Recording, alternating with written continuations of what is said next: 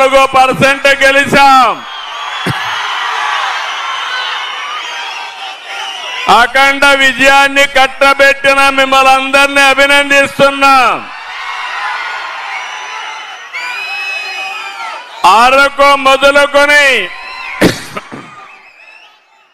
ప్రకాశం వరకు ఒక్క సీటు కూడా వాళ్ళకి రాలేదు. ఏజెన్సీలో 2 వచ్చాయి. ప్రకాశం జిల్లాలో కొద్దిగా బ్రేక్ పడింది. ఎర్రగొండపాలెం, దర్శి మనం దెబ్బతిన్నాం. రేపు జరిగే ఎన్నికల్లో ఒంగోలు జిల్లా, మార్కాపూర్ జిల్లా 100% గెలిపించే బాధ్యత మీది.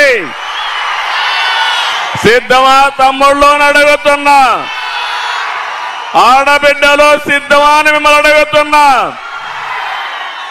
నేను ఈరోజు మీ దగ్గరకు వచ్చింది మాటలతో రాలేదు.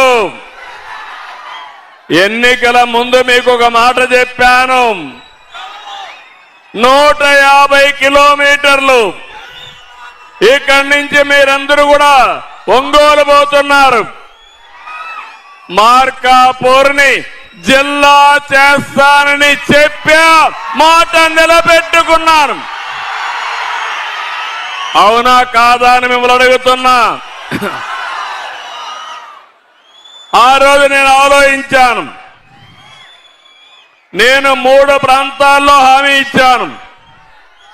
ఒకటి మార్కాపూర్ జిల్లా, వెనుకబడిన ప్రాంతం, మీకు న్యాయం చేయాలి. రెండోది మదనపల్లి, అన్యాయం జరిగింది, అక్కడ ప్రాంతం వాళ్లకు న్యాయం చేస్తానని చెప్పాను. మూడోది పోలవరం. పోలవరం ప్రాజెక్టు వల్ల రాష్ట్రానికి పూర్వ వైభవం వస్తుంది. పోలవరం రాష్ట్రానికి జీవనాడి. అక్కడ నష్టపోయిన వారి కోసం పోలవరం జిల్లా ఇస్తానని చెప్పాను.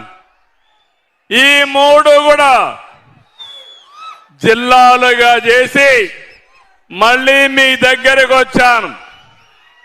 మీరందరూ ఆనందంగా ఉన్నారా అని మిమ్మల్ని అడుగుతున్నా.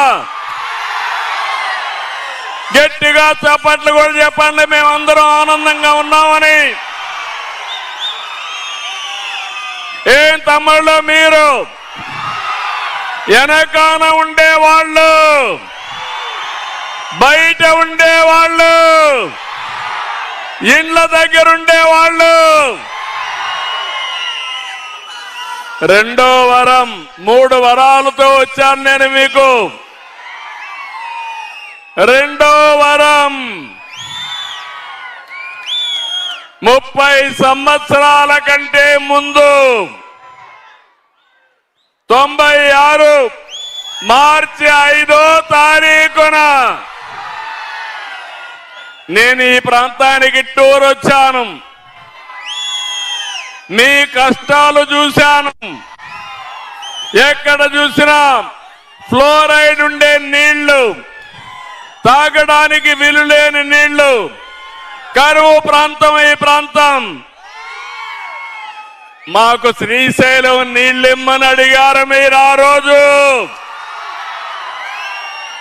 పిల్లలున్నారు కానీ పెద్దలకు జ్ఞాపకం ఉందా అని అడుగుతున్నా మిమ్మల్ని అందరినీ. జ్ఞాపకం ఉంటే గట్టిగా చప్పట్లు కూడా చెప్పండి, జ్ఞాపకం ఉందని. ఆ రోజు నేను ఆలోచించాను, ఎప్పుడైనా సరే వెనుకబడిన ప్రాంతాలను అభివృద్ధి చేయాలి. మార్కాపూర్ ప్రాంతం ఆ రోజు ప్రకాశం జిల్లా పశ్చిమ తాలూకాలు నీళ్లు లేకుండా ఇబ్బంది పడ్డారు. అందుకే నేను హామీ ఇచ్చాను, భూమి పూజ చేశాను, ఫౌండేషన్ వేశాను. అది వెలిగొండని మరొక్కసారి మీ అందరికీ విజ్ఞప్తి చేస్తున్నా. తమ్ముళ్ళు, అప్పటి నుంచి ఆ పని ప్రారంభమైంది. 30 ఏళ్లు మళ్ళీ భగవంతుడు నాకే